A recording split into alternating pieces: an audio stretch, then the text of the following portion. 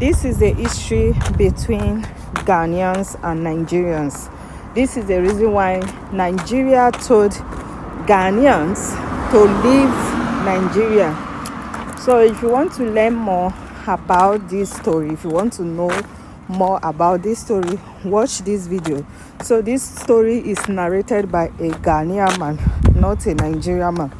So if you want to know why Nigeria started Ghana Must Go, watch this video and learn more. Thank you. Did explicitly explain everything that transpired when it comes to Ghana Must Go. So Nigeria must go. This is what actually happened. When history is being told, it must be told the right way. For we criticize the West for telling our history sadly for not explicitly explaining what transpired. This is what transpired in Nigeria Must Go. The entire Africa was one.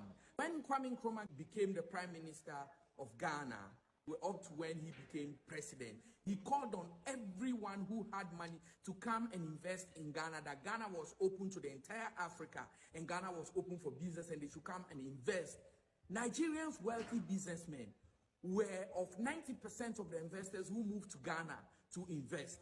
And the population of Nigerians in Ghana by then were up to 2 million Nigerians living in Ghana out of the 2.5 foreigners living in Ghana by then. But when Kwame Nkrumah was overthrown by Kotoka and the rest, then came Busia in power as prime minister. When Busia came, he was a staunch opposition to Kwame Nkrumah. He never liked Kwame Nkrumah and the policies. When he came, the very first thing he did was to dismantle Kwame Nkrumah's policy and brought in the Alien Compliance Order. When he brought in the Alien Compliance Order, this seek to sack every foreigner in Ghana. And he knew quite well that of all the foreigners in Ghana, Nigerians were 90% of them, and they were investors and businessmen. They invested in cocoa, invested in infrastructures, invested in all sorts of business, manufacturing, transportation, you name it. So when he passed this order and he gave them a deadline to leave, the Nigerians had no option but to auction all they had, because they were suppressed by the government. And by then, Busia passed this law that no foreigner should be engaged in. About 40 businesses he put down that no foreigner should engage in. So the Nigerians had no option but to leave, and it was a bad time in history. Nigeria had to auction their cars. Nigeria had to auction their houses. Nigeria had to auction their businesses, their farm. Most were not even able to auction their businesses. They left it, and the indigenous Ghanaians took over their businesses, their cocoa farm. They lost their lives in custody, and as a result of this, it affected, traumatized the Nigerians. Just imagine you took huge amount of business and money to invest in Ghana, and even when you are leaving, the hard cash money, the money you were supposed to take, the banks refused to give Nigerians more than 2,000 pounds, and these people had hundreds of thousands of pounds in their account in Ghana. The banks refused to give money, and these Nigerians were in huge migration crisis. So as this happened, within that period, they were auctioning things in Ghana. Life was good because Ghanaians were rushing, buying Nigerian products as cheap as possible. Everything came down. The moment a Nigerian left, life became hell for Ghanaians. The crisis Ghana faced, the hardship, all the way to that of the farming period of Ghana started when Busia passed this Alien Compliance Law. The effect on Ghana when the Nigerians moved out, cocoa price fell.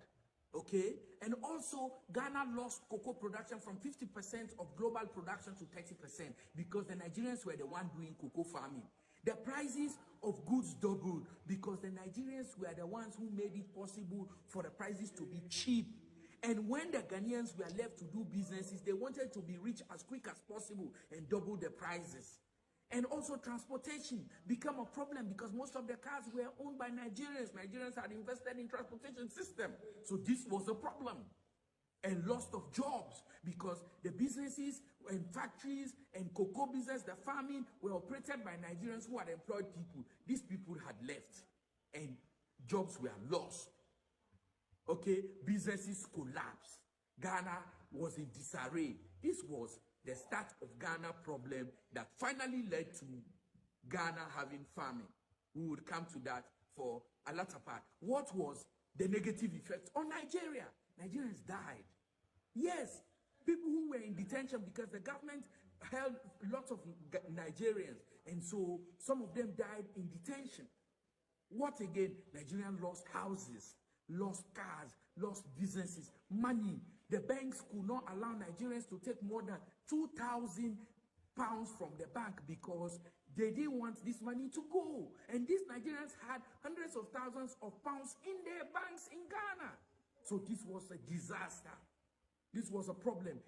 When the Nigerians returned, some were hoping to see back their loved ones, but they had only to be greeted by the news that they had died in Ghana. This was a bad thing. Alien compliance law was what led to Ghana to fall in those periods until in the year 1985, when J.J. Rawlings went to Babangida to renew relations with Nigeria. That was when Ghana and Nigeria saw peace. Within this period, there was nothing like peace. So J.J. Rawlings moved to Babangida to make peace. But even when J.J. Rawlings moved to Nigeria, things were worse. Things were terrible for Ghana.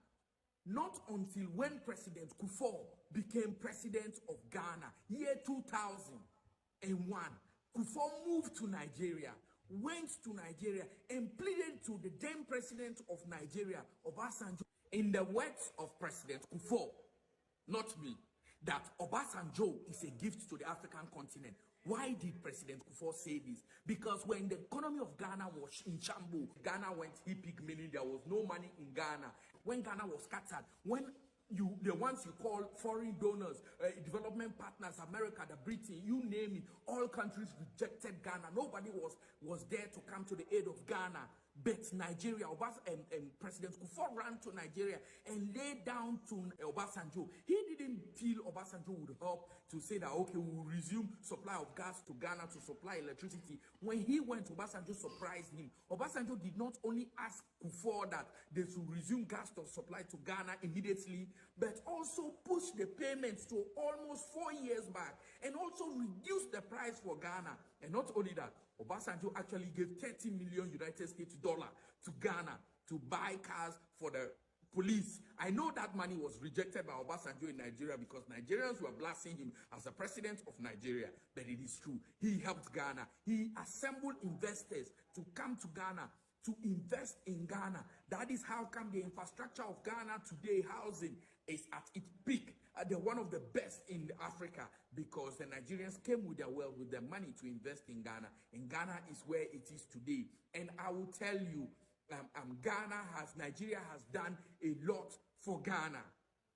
This I know most Nigerians don't know. That is how come President Kufuor, who ended saying that Obasanjo is a gift to Africa, named from 37 roundabouts, 37 to that of Achimota Forest as Obasanjo Highway in Ghana. This is as a result of the tremendous effort and help, aid from the people of Nigeria, from the government of Nigeria to Ghana to help boost Ghana's economy. This is history. We must not shy away from it.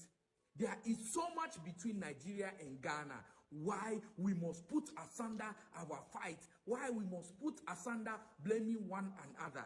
Let me tell you, one of the reasons is Nigeria and Ghana started fighting for AU together with Sierra Leone. Sierra Leone brought this fire to Nigeria, brought it to Ghana, boiled Nigerians and Ghanaians, Nkrumah inclusive, the ITA Wallace Johnson and the rest, that you should fight for your independence and let's form Africa Union, which is, by then it was Organization of Africa Unity. Nkrumah championed it in Nigeria. But the white man skillfully came to Nigeria and told them, do not allow Ghana to head AU.